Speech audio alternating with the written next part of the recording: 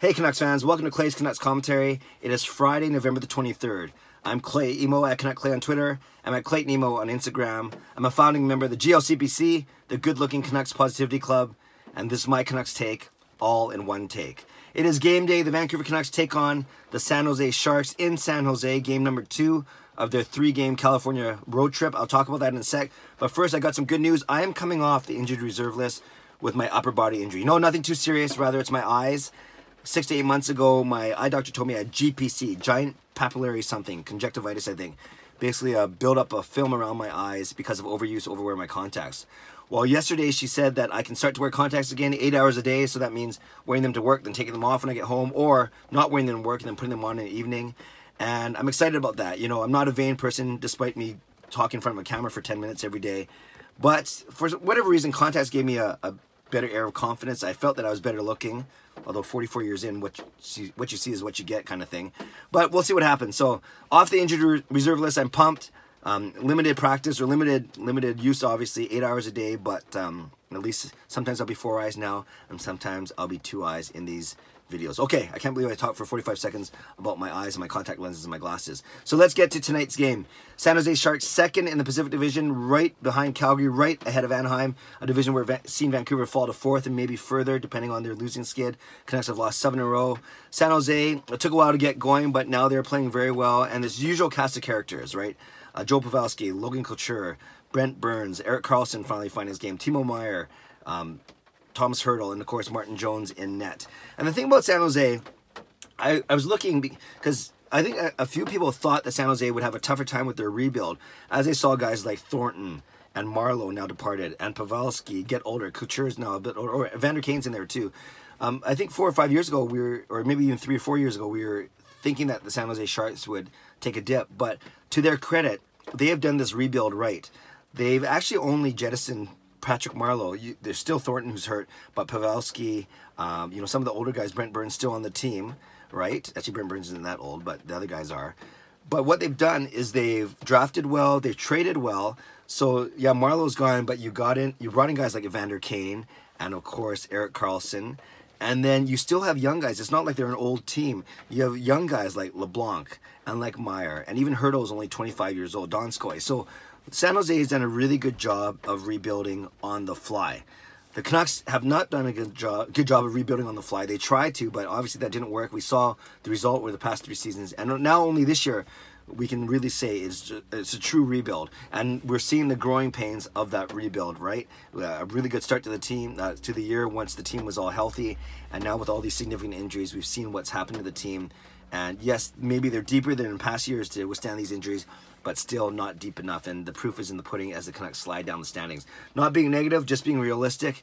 Obviously, as Edler hopefully gets back, then maybe Nilsson, give Markstrom a bit of a break, and then it looks like Besser will be the next guy in a couple weeks, and then we're still looking at Sutter, Beagle, and Berchi way down the road. So still a long way to go to get out of the woods, so to speak, but hopefully Edler coming back soon, maybe as soon as tonight or tomorrow night against LA, will solidify the back end and bump everyone back down. Basically, Derek Pouliot won't be will have less chances to give the puck away so many times per game.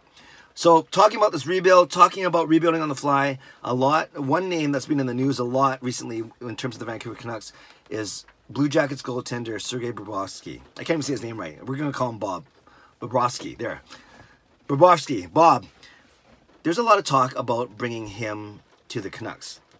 A lot of guys have been talking about Jason Botchford's been talking about in the media, both radio stations here.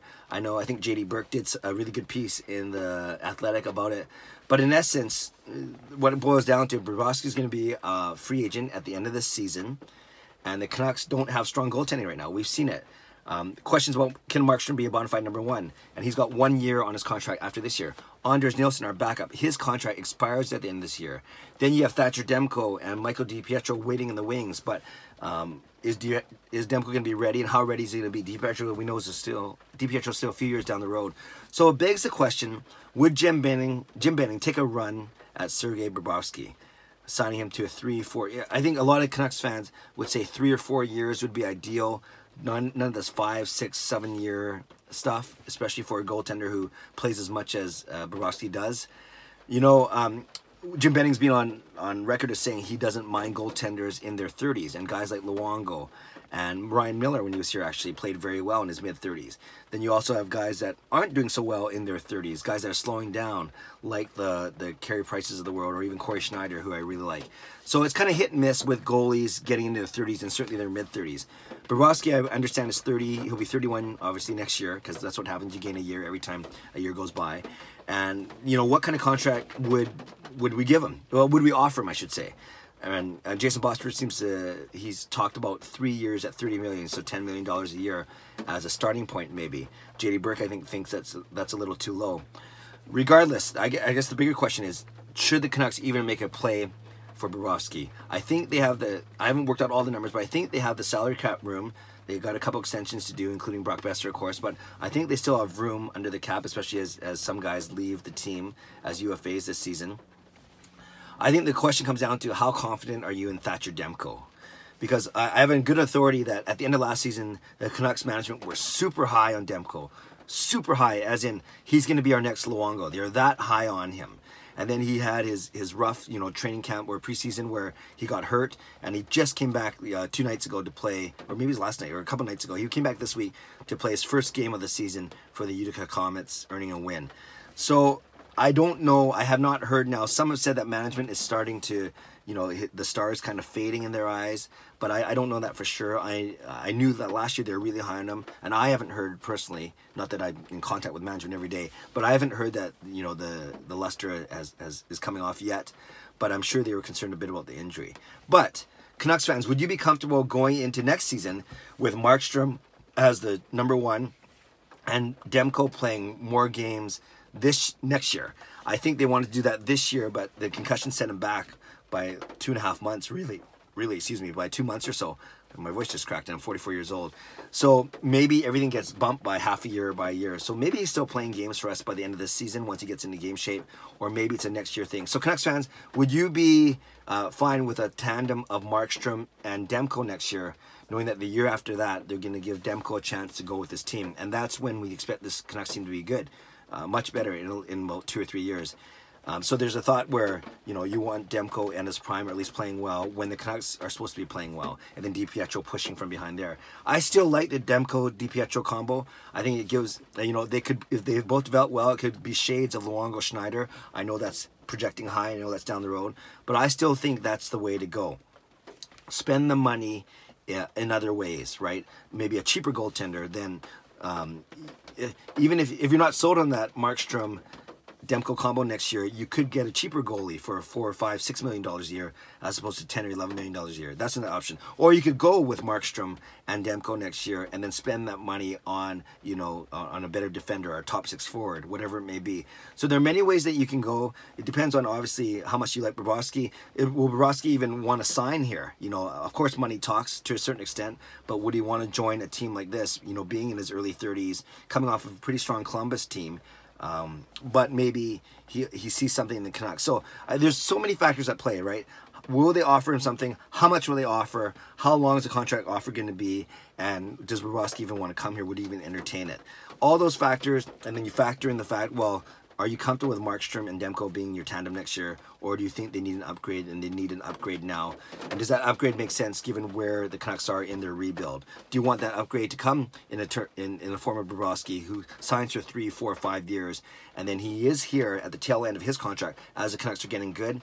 Or do you want Demko and DiPietro, but especially Demko, to be that guy when the Canucks are getting good? So a lot of questions. Would love to know what you think, Canucks fans. Do you think the Canucks should make a play for Sergei Bobrovsky? And if so, what would you offer him in terms of contract length and contract amount? And if not, does that mean you're comfortable with Markstrom-Demko combo next year? Or do you want them to go get a cheaper goalie in free agency? Are you confident in Demko? Do you still think he's the goalie of the future? And are you confident in Demko-DiPietro combination going forward? So a lot of things to talk about. Leave a comment below. I love to read, react, and reply as always. You can also comment on your predictions for tonight's game. Do the Canucks stand a chance against a very powerful San Jose Sharks team? A team, like I said, that's finding their way. And maybe leave a comment below on what you think of the San Jose Sharks rebuild. Do you agree with me that they've done a good job of successfully rebuilding on the fly, bringing in guys like Evander Kane and Erik Karlsson, saying goodbye to guys like Patrick Marleau, meanwhile still developing young players like LeBlanc, Donskoy, Hurdle, and Timo Meier? Anyways, lots to talk about today. I won't be watching the game tonight. Actually, I have a work event that's going to go late, but I'll be catching up on my PVR and excited to see what the Canucks can do against this San Jose Sharks team. So again, leave a comment below. I'd love to read, react, reply as always. Subscribe if you'd like to like this video, if you'd like to enjoy the day, rainy day in Vancouver, but we'll see what happens tonight. Vancouver Canucks, San Jose Sharks, Game 2 of their California road trip. God bless, and go Canucks go.